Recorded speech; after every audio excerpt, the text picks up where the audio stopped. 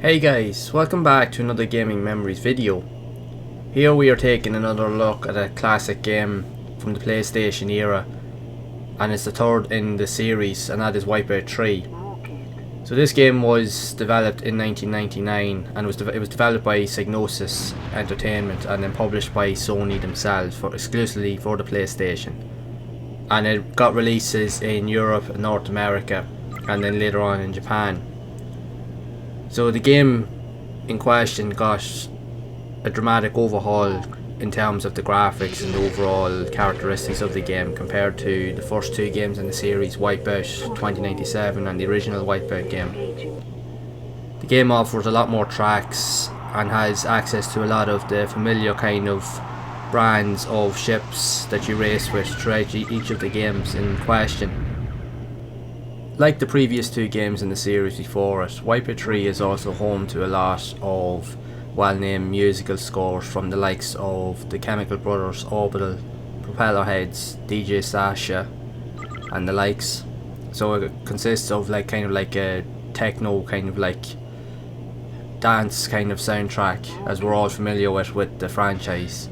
The music itself, like the previous two games, the music choices suit the gameplay really well and really do complement the game. I actually have covered Wipeout 3 briefly in a previous video, graphically impressive PS1 racing games, so I'll leave a link up in the card and in the description so that you can also go and check that one out as well, as I talk about it relating to some of the most graphically impressive racing games on the system, and Wipeout 3 is definitely hands down one of the best looking games on the platform, easily. The game itself also got a re-release about a year later in the year 2000 by the name of Wipeout 3 Special Edition that actually had more variations of tracks. It had more ships that you could actually race with. There was also variations of tracks from the previous two Wipeout games, plus there was also two hidden prototype tracks that were previously only available in the Japanese version of Wipeout 3, so giving a total of 22 tracks altogether. So it was definitely a good platform and an all-round good package basically for you to get the most out of your game, and especially if you were a fan of the Wipeout series. The developers of Wipeout, Psygnosis, retained many of the developers pretty much from the original game, as they wanted to keep to the same formula when they were designing the actual game. They wanted to keep the same aesthetic and keep the same vibe, which initially they managed to recapture from that franchise.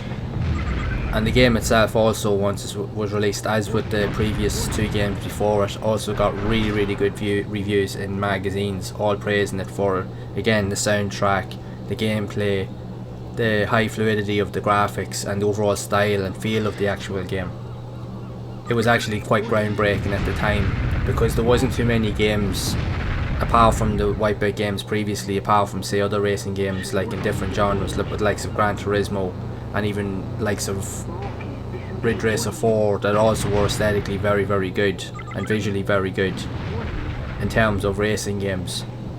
Wipeout 3 was definitely up there with among the best that the PlayStation actually had to offer at the time. And as I also mentioned in the previous video that I mentioned, Wipeout 3 at times could also be mistaken for a very early PS2 game, and quite rightly so, because the graphics in the game are actually phenomenal. They are quite incredible.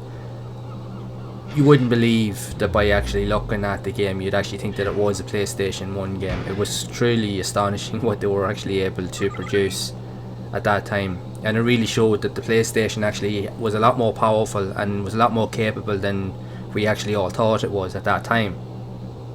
Going back now to when I first played and experienced Wipeout 3 on the PlayStation, it had actually been out a couple of months, almost a year, before I actually got to actually play it. And I remember seeing it in one of my local game stores, and it actually had been reduced in price, and I remember actually getting it for about £20, which was relatively cheap back then. So it had been reduced, so it was easily affordable. And I remember actually looking at the case of it, and I couldn't get over the style of the graphics, because I remember actually playing the likes of the first two Wipeout games, particularly Wipeout 2097, because even as visually pleasing and as brilliant as this game is, Wipeout 2097 is still my personal favourite of the series in general. On any type of console, I absolutely love that game. But when I seen this one, I will admit I actually fell in love with it straight away, because like, this actually looks incredible. I remember actually when I took it home then to play it, and I went to play it, it does feel different to Wipeout 2097. It took a while to kind of get used to the feel of the game, especially if you go back to play the older games and then you play this one. Each one of the games, and funnily enough all 3 games on the console, all play and feel very different in terms of the handling and even some of the elements that actually happen throughout the course of play. Because like, even with the first game, if you compare it, once you hit the likes of the side barrier, you nearly stop dead. The collision detection wasn't as good in that game, whereas it was drastically improved in Wipeout 2097. And Wipeout 2097, the handling characteristics were phenomenal, and it actually was pretty much considered better again in Wipeout 3. But again, it still took a little while to get the feel for it when you're actually playing it. But when you did get the hang of it, the game was just absolutely phenomenal. Again, the learning curve, like with all the Wipeout games, does take a bit of getting used to if you're not used to these type of games. But once you get the hang of it, you're definitely in for a worthwhile experience. And it offers a unique challenge, and it actually does get more difficult the further into it that you get, especially when you start unlocking a lot of the other game modes and so forth, because the tracks also change in variation and they do become more difficult. You have a lot more twists and turns. You find that even with the likes of here on screen, the ship I was using, the handling characteristics of this ship wouldn't be as good compared to some of the other smaller ships, because again, it's larger and it's a lot heavier. So trying to get around a lot of those corners with ease wasn't an easy task. I found myself actually hitting the corners a lot more compared to using a smaller, more nimble type of ship. But that's just the way you played these games. You kind of just experimented with what was on offer, and over time, the more you did, eventually you'd find something that actually suited your play style, and you'd be able to enjoy it a lot more. But the game was challenging. That's the one thing I will say. Like, with all the Wipeout games, they were very, very difficult, but they were, at the same time, they were just brilliant. I know that the Wipeout series then eventually did have a lot more sequels than, say, on later consoles, the likes of the PlayStation 2. It had a sequel on the PlayStation 3, PlayStation Vita, and then it was also a re-release of the PS3 and Vita versions on the likes of the PS4 a few years back, all with improved graphics and so forth. But there hasn't been too many Wipeout games since the franchise has kind of gone quiet over recent years. It doesn't seem to be as popular compared to what it was in the 90s. I think back then, because of the fact is the PlayStation, the whole concept of 3D gaming and futuristic kind of graphics and all this style of gaming was relatively new, and it appealed to so many people because it really broke boundaries and set a whole new trend back then. But like with everything else and with all trends, they eventually die off, and it's hard to kind of keep that momentum going. But if you really are into nostalgia and into your classic games, this here series is definitely one of the best racing games out there, and I highly recommend, if you haven't played any of the Wipeout games, especially even on the PS1 where it first all started, I definitely recommend that you actually go and play them, because they are a phenomenal series of games. They're brilliant, and they look way better than you would actually even care to admit. Like for like the PlayStation 1, you'd never think that games like this could look as good as they do, but this, especially the third one, you could see the evolution on each of the games, how the graphics and the whole play functions and elements drastically improved. And this here game visually was the highlight reel of all the 3 of them. It's not to take away from the original 2 games, because they were both phenomenal games in their own right, but this really took it to the next level. But it's like everything else, as a series always kind of evolve, eventually things have to change, and this was proof that that was actually possible.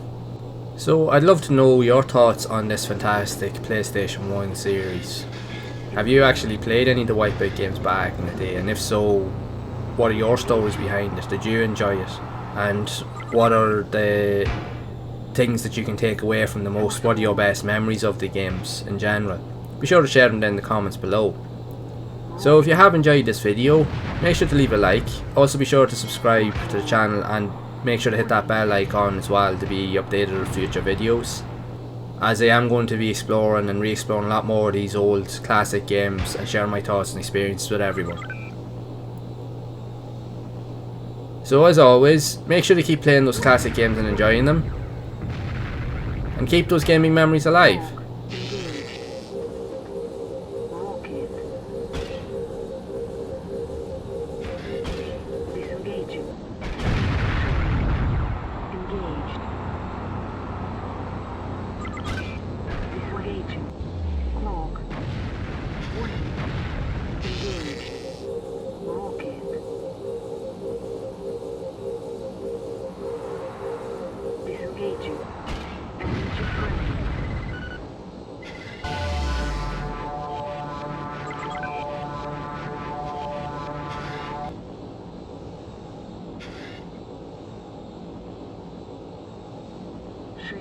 Engaged.